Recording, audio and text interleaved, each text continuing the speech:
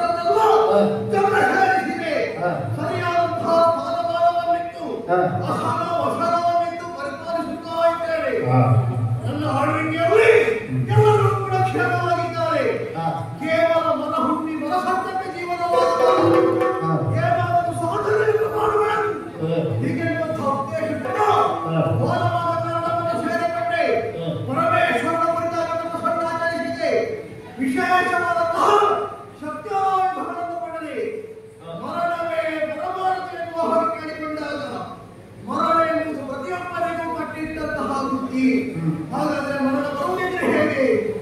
ಆಯುಧ ಒಂದು ಶರೀರವನ್ನು ಧರಿಸಿಕೊಂಡಾಗ ಮಾತ್ರ ಮರಣ. ಅದು ಎಲ್ಲಿಗಾದರೂ ಸಾಧ್ಯವಿದೆ? ಖಂಡಿತವಾಗಿಯೂ ಇಲ್ಲ. ಹೊರಬರಲಿದೆ, ಧನಬಲವಿದೆ, ಜನಬಲವು ಬೇಕಾದಷ್ಟಿದೆ. ಈಗ ಮಾಡಬೇಕಾದಂತಹ ಕಾರ್ಯವೇನಂತೆ ಸ್ವರ್ಗಲೋಕದ ಮೇಲೆ ನಕ್ಕೆ ನಾನೊಬ್ಬರೇ ಹೋಗುವುದೇ ಖಂಡಿತವಾಗಿಯೂ ಅಲ್ಲ.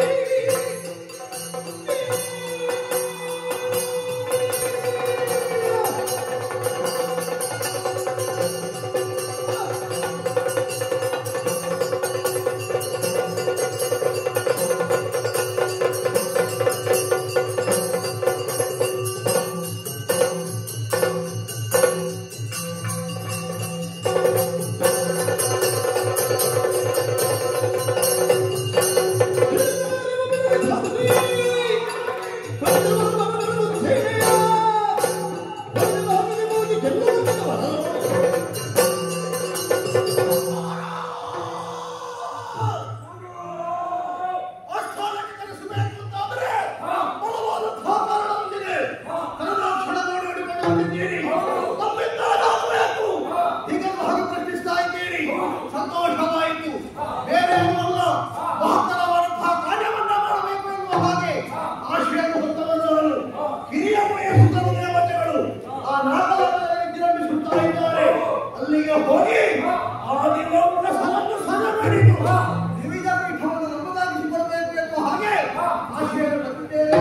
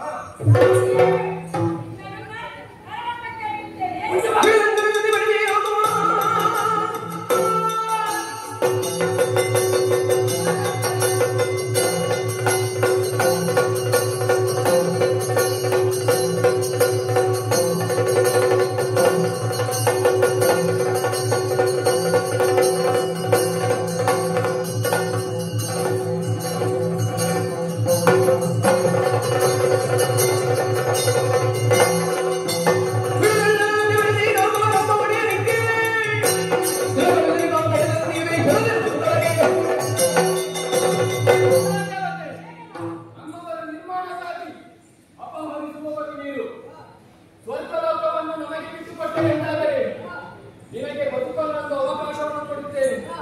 ಇಲ್ಲದಿದ್ದರೆ ನಿನ್ನ ಸ್ವಂತ ಮನೆಯುತ್ತೇನೆ. ಬಾ ಮುಂದೆ.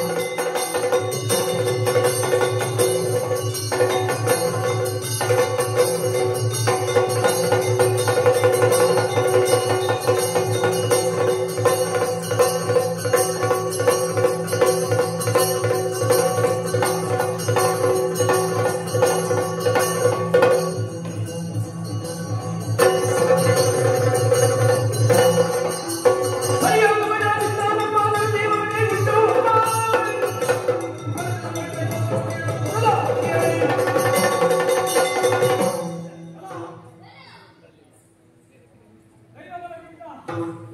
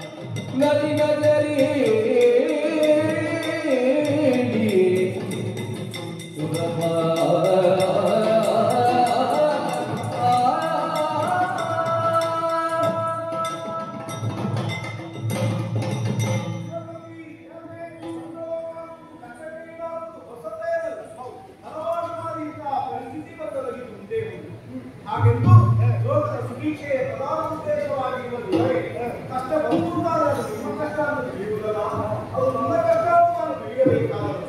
ಹಾಗಾಗಿ ಬಂದಿರುವ ಸಾಲವನ್ನು ಯಾವ ಆಲಯಕ್ಕೆ ತಿಳಿದು ಸಮಯದೊಳಗೆ ನಾನು ಬಿಡುತ್ತೇನೆ. ಅಲ್ಲಿಯವರೆಗೆ ಇದೇ ಕ್ಷೇತ್ರದಲ್ಲಿ ಇಟ್ಟುಕೊಳ್ಳಿ. ಸುಲಭಕ್ಕೆ ಬಂದ ವಿವರವನ್ನು ವಿಚಾರಿಸಿಕೊಂಡರೆ ಶುಭವಾಗಲೇ ನೀಡುತ್ತೇನೆ. ಸುಲಭತೆಗೆ ಅಭಯವನ್ನು ಕೊಟ್ಟ ಹಾಗಾಗಿ ಬ್ರಹ್ಮಕ್ಷೇತ್ರವನ್ನು ಸೇರಿಕೊಳ್ಳಬೇಕು ಅಂತ ಯೋಚನೆ ಮಾಡ್ತಾ ಇರುವ ಹಾಗೆ ಯುದ್ಧಕ್ಕೆ ತೆರಳುವಾಗ ಈ ಕೂಡಲೆಲ್ಲ ನಾನು ಆಜ್ಞಾಪಿಸುವ ದರ್ಶನ ಇರ್ತಾ ಇದ್ದೆ. ಅವ ಸತ್ದರ್ಶನವನ್ನು ಕೊಡ್ತಾ ಇದ್ದರು. ಆಗ ಸತ್ದರ್ಶನ ಕೊಡುವುದಕ್ಕಿಂತ ಬದಲಾಗಿ ಅವನ ವ್ಯಕ್ತಿತ್ವವೇ ಬದಲಾಗುತ್ತಾ ಉಂಟು. ಹಾಗಾಗಿ ಅವನ ನುಡಿ ನಾನು ಹೀಗಾಗಿ ಶಾಂತ ಬಾವಿಯಾಗಿ ಆ ಕಡೆಗೆ ಸಾಗುತ್ತೇನೆ.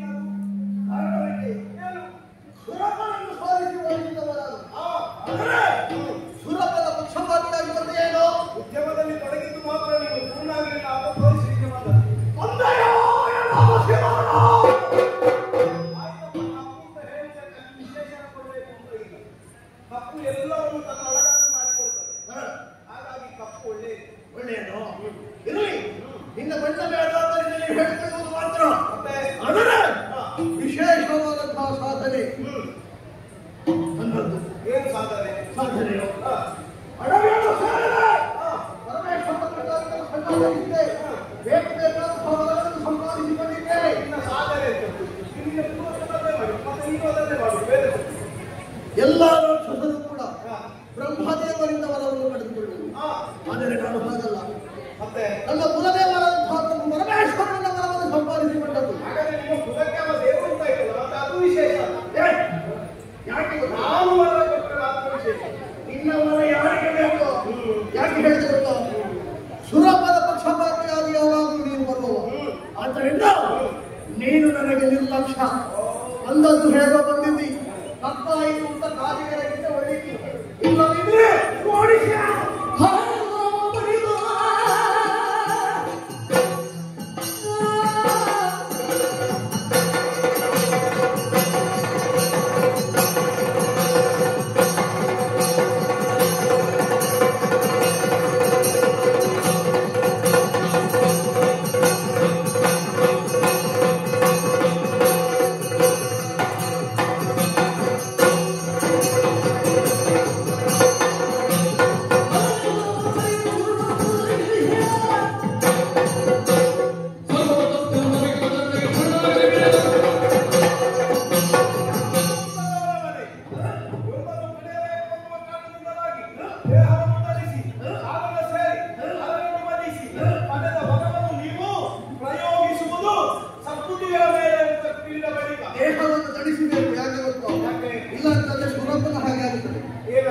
ಕೇವಲ ಶಕ್ತಿಯಲ್ಲ, ಯುಕ್ತಿಯ ಖೇಡವಾಗಿ ಸದಾಚಾರವನ್ನು ಮಾಡಿದಂತೆ ಮೂರು ಮೂರ್ತಿಗಳಿಂದ ಪುಣ್ಯವನ್ನು ಸಂಪಾದಿಸಿಕೊಂಡರಂತೆ ಅದರ ದ್ವಾರ ಸುಲಭೀಠವನ್ನು ವಶವಾಯಿತು. ಒಂದು ದಿನವಾದರೂ ಅದನ್ನು ನೆಮ್ಮದಿಯಿಂದ ಬದುಕಿದವರಿದ್ದೆ. ಯಾಕೆ ಬಿಡುವುದಿಲ್ಲ? ಹಿರಿಯ ಸುಂದರವರು, ಆದ್ದರಿಂದ ಬಿಡುವುದಿಲ್ಲ. ಈಗ ಅಪ್ಪ ಯಾರು ಅಂತ ಗೊತ್ತಿರಬೇಕು ಅಂತ ಹೇಳಿಲ್ಲ. ಯಾಕೆ ಗೊತ್ತಾ? ಕಾರಣವಿದೆ. ಅನಾಥ ಶಿಶುವಾಗಿ ಬೆಳೆದವನು ನಾನು. ಆದರೆ ಹಿರಿಯವರನ್ನು ಕೂಡ ಹಿರಿಯವರ ಸುಖ ಹಾಗೆ ಹೇಳಬೇಕು. ಹಿರಿಯವರಿಗೆ ಆಗಬೇಕಾದೆಲ್ಲ ಆಗಿದೆ.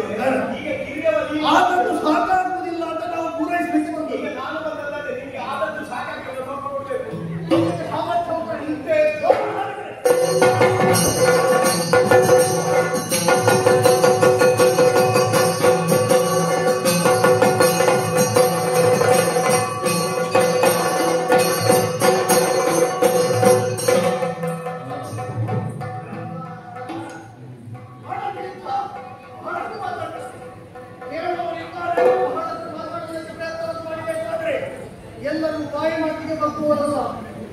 ಏನು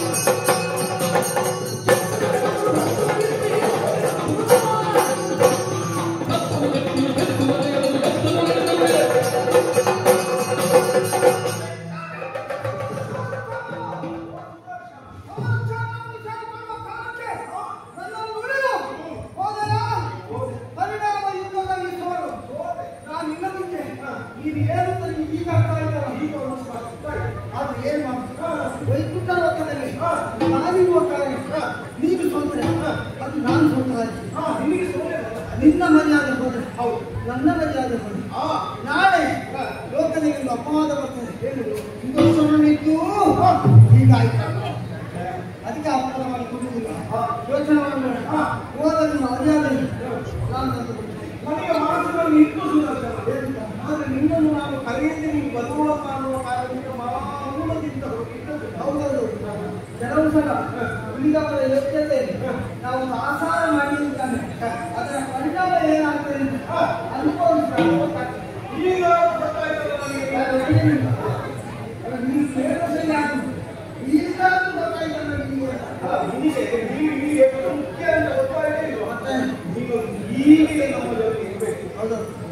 ನಾನು ಹೀಗೆ ಇದ್ದೆ ನೀನು ಯಾವ ರೀತಿ ಕೇಳದೆ ನೀನೆ ಹೌದಾ? ಸರಿ ನಾನು ಏನು ನಾನು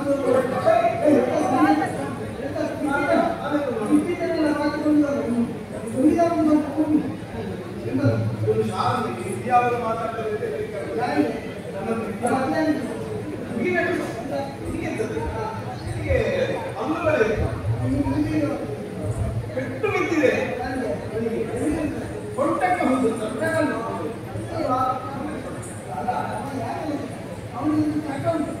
ಎಲ್ಲರಿಗೆ ಆಶೀರ್ವಾದ ಸಣ್ಣವರು ಈಗ ದೊಡ್ಡವರು ಯಾರು ಬಂದರು ನನಗೆ ಆಶೀರ್ವಾದ ಮಾಡಬೇಕು. ಅಭ್ಯಾಸ ಆಗುತ್ತೆ ಅಭ್ಯಾಸ ಆಗುತ್ತದೆ. ಹೋಗಿದ್ದೀನಿ ಹೋದವರು ಆಶೀರ್ವಾದ ಪಡ್ಕೊಂಡು ನಾನು ಸನ್ಮಾನ ಓ ನನಗೆ ಮತ್ತೆ ಹೋಯ್ತು. ಈ ಸಲ ನಿನ್ನ ಬದುಕಿನಲ್ಲಿ ಇಂತಹ ಸನ್ಮಾನವೇ ಆಗಲಿಲ್ಲ. ಆಗಲಿಲ್ಲ ಈ ಸಲ ಆಗುವ ಸನ್ಮಾನವೇ ನಿಜವಾದ ಸನ್ಮಾನ. ನಾನು ಅಭಿಮಾನದಿಂದ ಮಾತಾಡಿದ್ರೆ ನೋಡು ಬೇರೆ ಯಾರಾದ್ರೂ ನಾವು ಆದ್ಯತೆ ಯೋಚನೆ ಮಾಡ್ತೀವಿ. ನಿನ್ನ ಸನ್ಮಾನ ತಗೊಂಡು ಸನ್ಮಾನ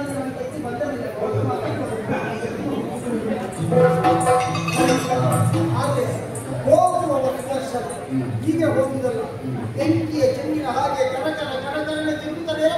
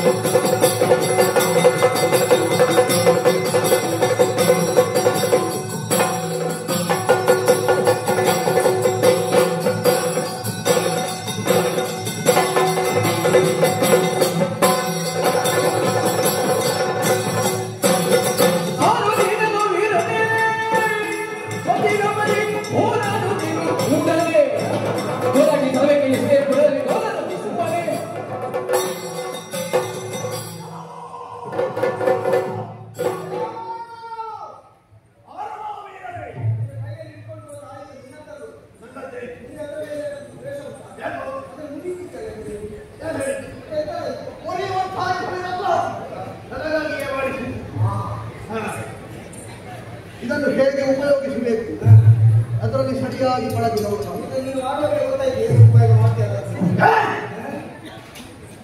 ಎಲ್ಲರೂ ಮೂಢ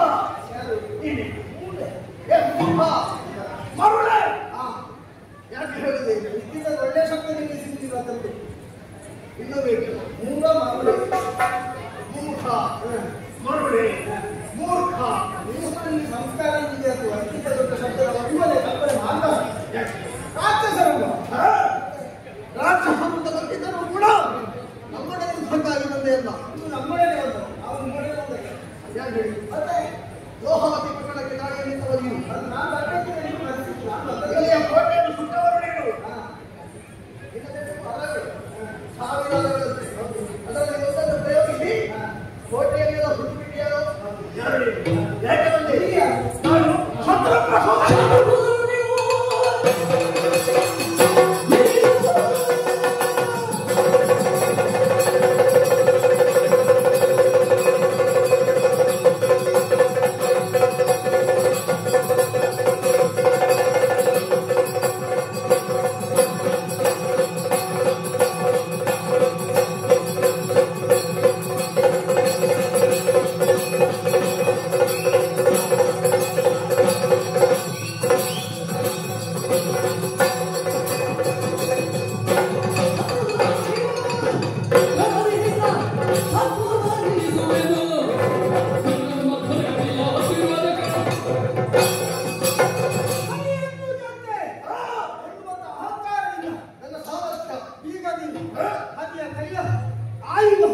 ಸುದರ್ಶನ ಮೈವತ್ತು ಬಂದಿದ್ದೇನೆ ಅವರಲ್ಲಿ ತೋರಿಸಿದ ಪರಾಕ್ರಮ ವಿಚಾರ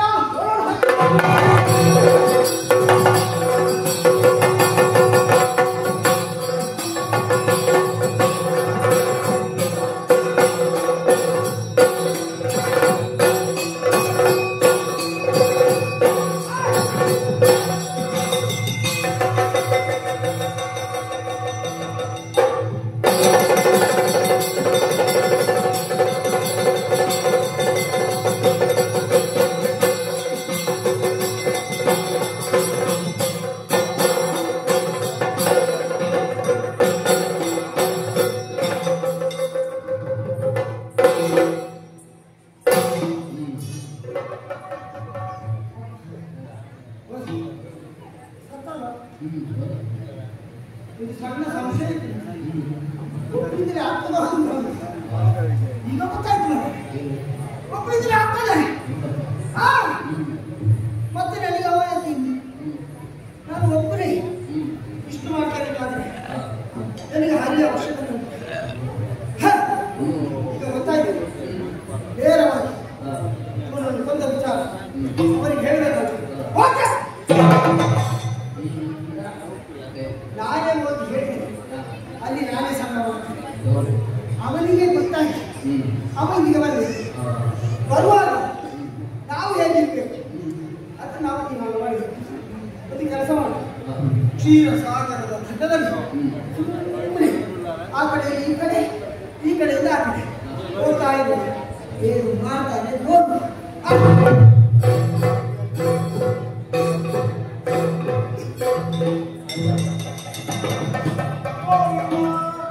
ವೀರವಾಣಿ ಕರವಗಿರಲಿ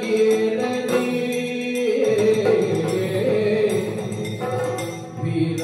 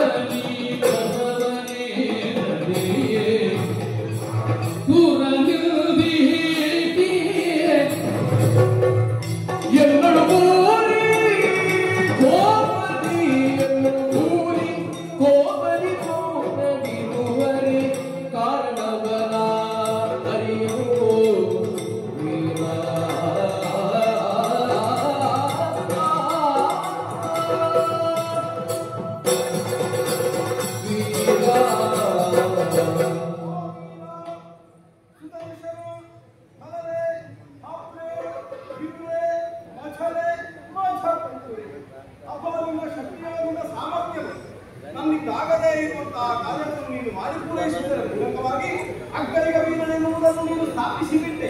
ಇಲ್ಲಿಯವರೆಗೆ ಬಾಯಿ ಮಾತಿನ ಮಾತುಗಳು ನಾನು ಭಾವಿಸಿದ್ದೆ. ಇದು ಬಾಯಿ ಮಾತುಗಳಲ್ಲ, ಬದಲಾಗಿ ಕೋಪದಿಂದಲೂ ನೀನು ಸಾಧಿಸುವುದಕ್ಕೆ ಸಾಮರ್ಥ್ಯವಂತನನ್ನು ಮುಂದೆ ಗೊತ್ತಾಗಿ ಹೋಯಿತು. ಹಾಗಾದ್ರೆ ನೀನು ಸಾಮರ್ಥ್ಯವಂತನಾಗಿ ಇಲ್ಲಿಗೆ ಬಂದವಾಗ ನನ್ನನ್ನು ಎಷ್ಟು ನಮ್ಮೊಂದಿಗೆ ಮಾತಾಡಿಸಬೇಕಾಗಿದೆ. ನಗುಮೊಗದ ಮಾತುಗಳ ಮೂಲಕವಾಗಿ ಸ್ನೇಹಮುಖನಾದ ನನ್ನ ನಗುವನ್ನು ಹೆಚ್ಚಿಸುವ ಹಾಗೆ ಮಾಡಬೇಕು. ಅದನ್ನು ಮಾಡದೆ ದೂರ ನಿಂತಿದ್ದೀಯ. ಓ ಈಗ ದೂರ ನಿಂತು ಏನು ಫಲ? ಹೀಗೆ ಇನ್ನೊಬ್ಬರನ್ನ ಕಿರುವೆರನ್ನು ಏನು ನಮ್ಮದಾದ ಮುಂದಿನ ಕಾರ್ಯಕ್ಕೆ ಸಹಕಾರಿಯಾಗು.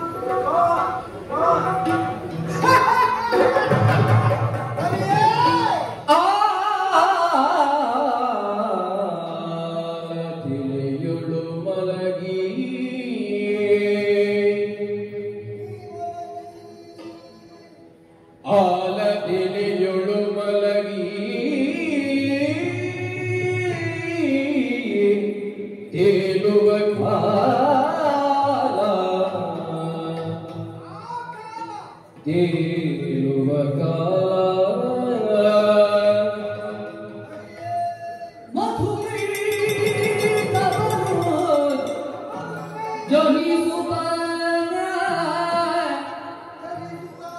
ಮಧುಕೈ ತಬರು ಜಮಿಸುವ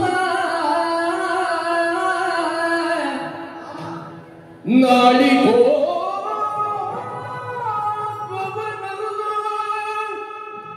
ಪೀಡಿಸೆ ನಾಳಿಗೋ ಭವನನ್ನು ಪೀಡಿಸೆ ಹಲಗಿಲವು ಕಾಲ ಹಲಗಿಲವು ಕಾಲ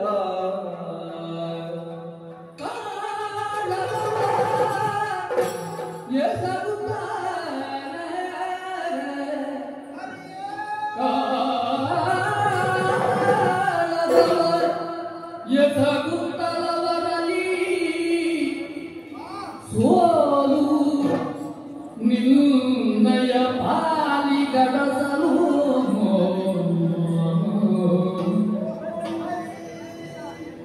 ಮೇಲೆಯಿಂದಲೂ ಕಡುಹೆ ನಾನವರ ತನಿರಿಗೆಳು ನಾನವರ ತರಿಗೆನು ತರಿಗೆನು ತರಿಗೆನು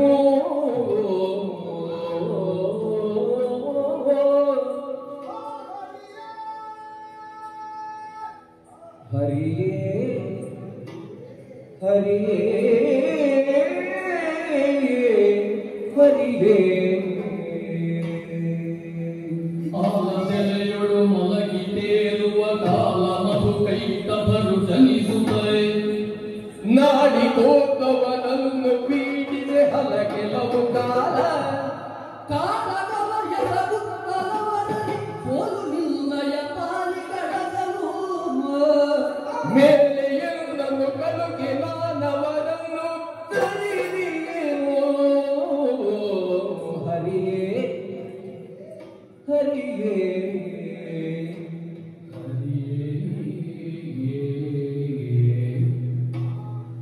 ಆಲದೆಲೆಯೊಳು ಮಲಗಿ ತೇಲುವ ಕಾಲ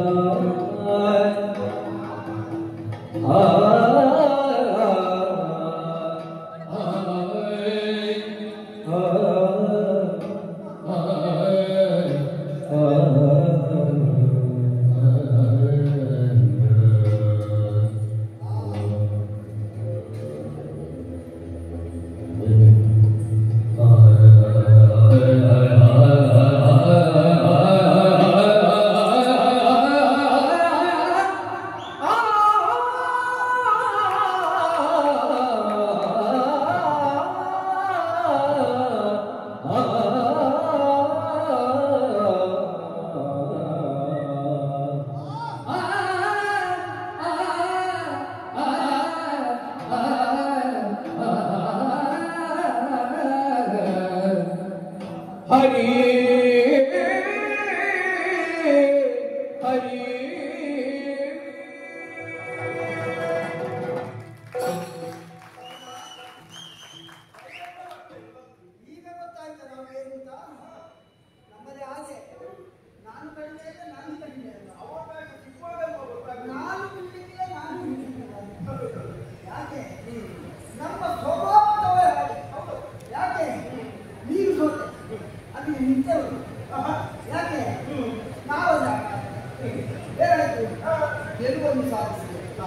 ಅದನ್ನು ಗುರುತಿಸಿ ಸುದರ್ಶನ ಬಾ ನನ್ನ ಕಣವನ್ನೇನು ಏನು ಏನು ಕಣವನ್ನು ಏನು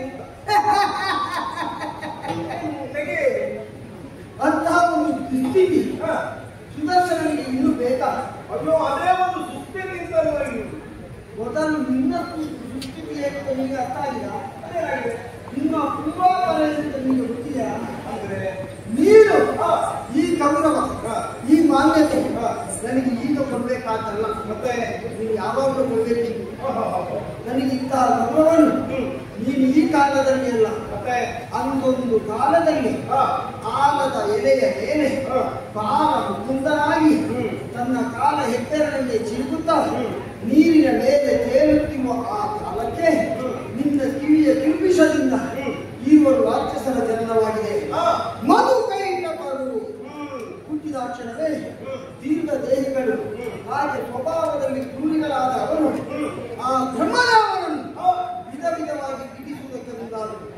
ಅವ ನೇರವಾಗಿ ಬಂದು ನಿನ್ನ ರಾಜಿ ಕಮಲದ ನಾಳದ ಆಶಯವನ್ನು ಪಡೆದ ಆ ಕಾಲಕ್ಕೆ ಅವರು ನಿನ್ನನ್ನು ವಿರೋಧಿಸುವುದಕ್ಕೆ ಮುಂದಾದರು.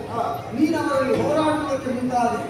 ಒಂದೆರಡು ದಿವಸ ಅಲ್ಲ, ಪಂಚ ಸಹಸ್ರ ವರ್ಷಗಳ ಕಾಲ ಅವರಲ್ಲಿ ಸೆಣಸಾಡುವುದರ ಪರಿಣಾಮ ನಿನಗೆ ಪ್ರಾಪ್ತಿಯಾದದ್ದು ಸೋಲು. ಆ ಕಾಲಕ್ಕೆ ಸುದರ್ಶನಾದ ನನ್ನನ್ನು ನೀನು ಕಳುಹಿಸಿದೆ. ಹೋದ ತಕ್ಷಣ ಆ ಮತ್ತು ಕೈಯಿಂದ ಬರಲು ನಾನು ಜಯವನ್ನು ಸಂಪಾದಿಸಿ ನೀನು ಹೊರಟುಹೋಗಿದ್ದೇನೆ. ಆ ಕಾಲದಲ್ಲಿ ನನ್ನನ್ನು ಮನ್ನಿಸಬೇಕಿತ್ತು, ಮಾನಿಸಬೇಕಿತ್ತು. ಅಲ್ಲಿಂದ ಹಿಂದುಳಿದ ನೀನು ಇಲ್ಲಿಯವರೆಗೆ ಹಿಂದೆ ಉಳಿದಿದ್ದಾದ್ರೆ ನಿನ್ನಂತವರ ಅವಶ್ಯಕತೆ ನನಗಿಲ್ಲ. ಸುದರ್ಶನ ಏನು, ಸುದರ್ಶನ ಎಷ್ಟು ಎನ್ನುವುದನ್ನು ಕೇವಲ ನಾನೊಬ್ಬನೇ ವ್ಯಕ್ತಿಯಾಗಿದ್ದುಕೊಂಡು ಪ್ರಪಂಚಕ್ಕೆ ನನ್ನ ಶಕ್ತಿ ಏನೆನ್ನುವುದನ್ನು ತೋರ್ಪಡಿಸುವುದಕ್ಕೆ ಸಮರ್ಥನಿರುವಾಗ ನನಗೆ ಯಾರ ಅವಶ್ಯಕತೆ ಇಲ್ಲ. ಅದಕ್ಕಾಗಿ ನಿನ್ನ ಕರವನ್ನು ಇನ್ನು ಮುಂದೆ ಈ ಸುದರ್ಶನ ಏರುವುದಿಲ್ಲ, ಏರುವುದಿಲ್ಲ.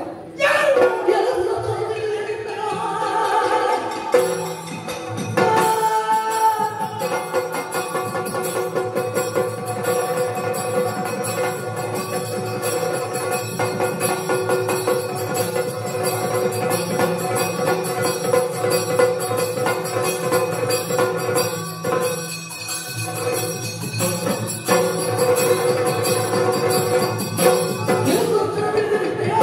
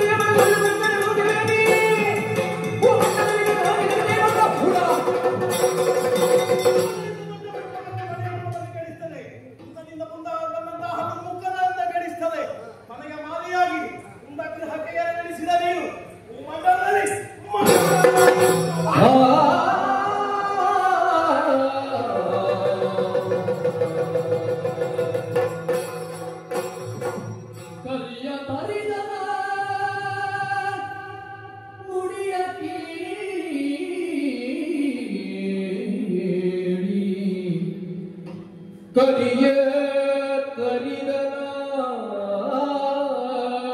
ನುಡಿಯ ಕೇಳಿ ಸುದರ್ಶನಗೆ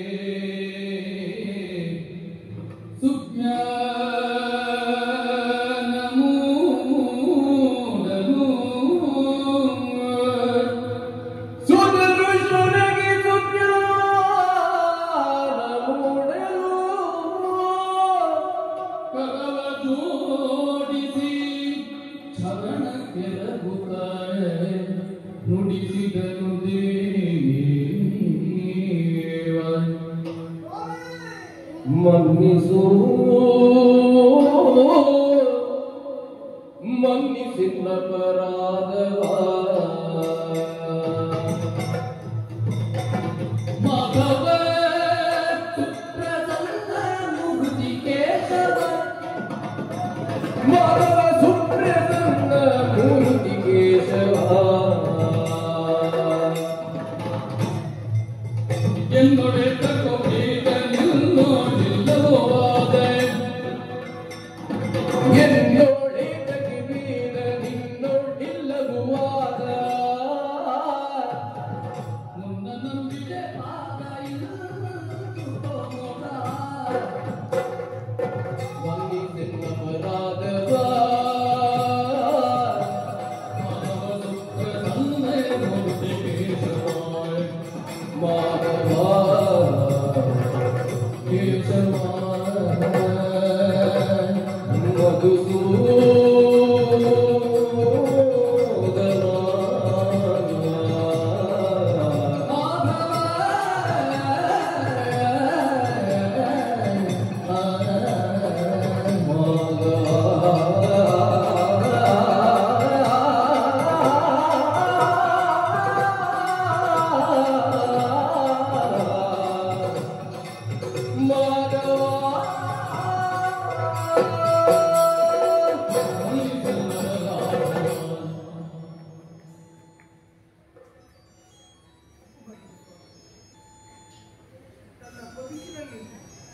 ಯಾವತ್ತೂ ಮಾಡಬಾರದಂತಹ ಅತೀ ದೊಡ್ಡ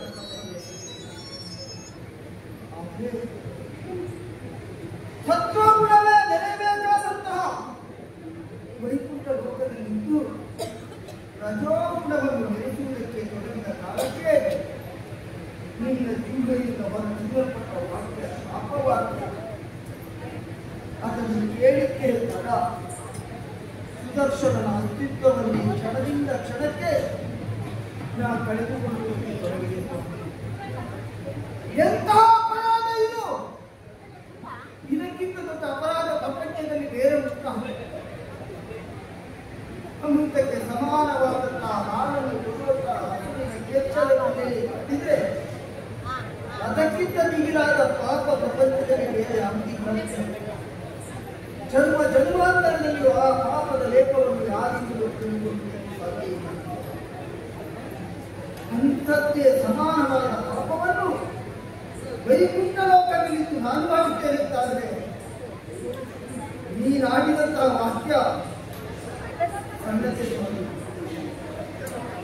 ಆದರೆ ಇಷ್ಟರವರೆಗೆ ನಿನ್ನ ಚರಣ ಸೇವಕನಾಗಿದ್ದ ಸ್ಪರ್ಶಕ ಪ್ರತಿ ಒಂದು ಅಣು ರೇಣು ಗುಣಶಾಸ್ತ್ರ ಸ್ಥಾನ ಸಿದ್ಧವಾದಿಗಳಲ್ಲಿಯೂ ಭಗವತ್ ಸ್ವರೂಪರಾದ ನಿನ್ನನ್ನೇ ಕಂಡವ ಸುದರ್ಶನ. ಈ ಪ್ರಪಂಚದಲ್ಲಿ ಒಂದು ಹುಲ್ಲು ಕಟ್ಟಿಯು ಅಲುಗಾಡಬೇಕು ಅಂತ ಇದ್ದರೆ ಭಗವಂತನಾದ ನಿನ್ನ ಸಂಕಲ್ಪ ಅದನ್ನು ತಿಳಿದುಕೊಳ್ಳುವ ಶಕ್ತಿ ನಮಗೆಲ್ಲಿರ್ತದೆ ಭಗವಂತ. ಆದರೆ ನಿನ್ನ ಸೇವಕನಾದಂಥ ಸುದರ್ಶನ ಮನೋಫಲದಲ್ಲಿ ಇಂತಹ ಬದಲಾವಣೆ ಮತ್ತು ಯಾಕೆ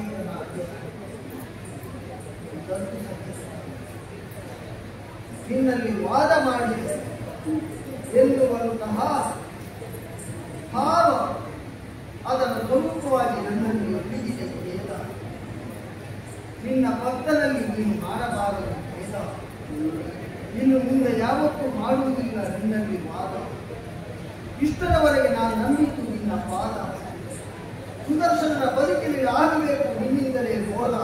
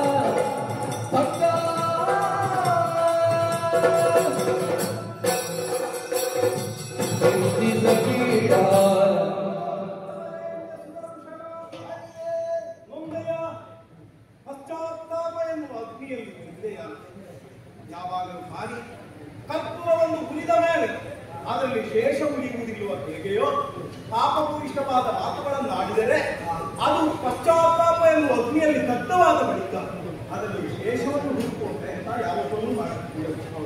ನನ್ನ ಕರವಿಲಾಜಮನಾಗಿ ವಿರಾಜಿಸುತ್ತಾ ಇದ್ದ ನೀವು ಯಾಕೋ ಏನು ಮೌಢ್ಯ ಕವಿದವನ ಹಾಗೆ ಪ್ರವರ್ತಿಸಿಬಿಟ್ಟೆ. ಪರಿಣಾಮದಿಂದ ನೇರಮುಖನಾದ ಸದಾನಂದ ಮೂರ್ತಿಯಾದ ನಾನಾದರೂ ಹೋಮವನ್ನು ತೆರೆದಾದ ವ್ಯವಹಾರವಾಗಿ ಹೋಯಿತು. ಚಿಂತೆಯ ಮಾಡಿ ಫಲವೇನು?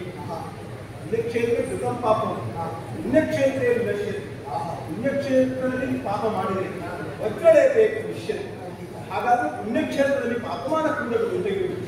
ಹಾಗಾದ್ರೆ ನೀವು ಮಾಡಿದ ಪಾಪವೋ ಕೇಳಿದೆ, ಇದನ್ನು ನಾನು ಉಪಾಧಿಯಾಗಿ ಬಳಸಿಕೊಂಡೇ ಸಂಕಲ್ಪ. ಹೌದು, ದೇವರಾದವರು ತಾವು ಬದುಕುವಂತಹ ಜೀವನ ವಿಧಾನಗಳು ಹಲವರಿಗೆ ಆದರ್ಶವಾಗುತ್ತದೆ, ಹಲವರಿಗೆ ಅದು ದಾರಿದೀಪವಾಗುತ್ತದೆ. ಸುದರ್ಶನವಾದರೂ ಕೂಡ ಹರಿಸಾಂಗತ್ಯದಲ್ಲಿ ವಿರೋಧವಾಸವಾಗಿ ಮಾಡಿದಾಗ ಮೋಕ್ಷ ಹೊಂದಿದವರಾದ ಮತ್ತು ಬಿಡಬೇಕಾದ ಸನ್ನಿವೇಶ ಆಗ್ತದೆ ಎನ್ನುವಂತಹ ಉತ್ತರ ಜಗತ್ತಿಗೆ ಸಿಕ್ಕುವ ಹಾಗಾಯಿತು. ಇನ್ನು ನೀವು ಕಣ್ಣಿಡಕ್ಕೆ ಕಟ್ಟವಲ್ಲ. ಕರೆಯೊಳಗೆ ಕೃತವೀರ್ಯ ರಾಘಾದೇವಿ ದಂಪತಿಗಳ ಸುತರಾಗಿ ಪಾರ್ಥವೀರ್ಯ ಎನ್ನುವಂತಹ ನಾಮದಿಂದ ನೀವು ಇಚ್ಛಿಸಬೇಕು. ಹಾಗೆಂದು ಯಾಗ ನಿರಂತರದ ಕಾರಣದಿಂದಲಾಗಿಯೇ ಚಕ್ರವರ್ತಿಗಳಲ್ಲಿ ಒಬ್ಬರಿಗೊಬ್ಬ ಹೆಸರನ್ನು ಗಮಿಸುವುದರ ಜೊತೆಗೆ ಅತ್ರಿಜನಾದ ದತ್ತಾತ್ರೇಯರ ಶಿಷ್ಯನಾಗಿ ಬಾಳಲು ಕಾರಣ ಮಾತ್ರವೇ ಅಲ್ಲ, ಬದುಕಿನ ಪಲ್ಲಟಗಳಾದವ ಕಾಮನಲ್ಲಿ ತೊಂದರೆ ಕೊಡುವ ಸಂದರ್ಭ ಬಂದಾಮಾಯ ಜಮದಗ್ನಿಗಳ ಸುರುವಾಗಿ ಅರ್ಥಾತ್ ಭೃಗುವಂಶೀಯನಾಗಿ ಭಾರ್ಗವರಾಮನಾಗಿ ನಾನೇ ಎನಿಸಿ ಬಂದು ನಿನ್ನನ್ನು ಕೊಂದು ಆ ಮೂಲಕವಾಗಿ ಭಕ್ತವಿನಲು ಸಹಸ್ರಾರವಾಗಿ ನನ್ನ ಕರದಲ್ಲಿ ತಿಳಿಸಿಕೊಳ್ತೇನೆ.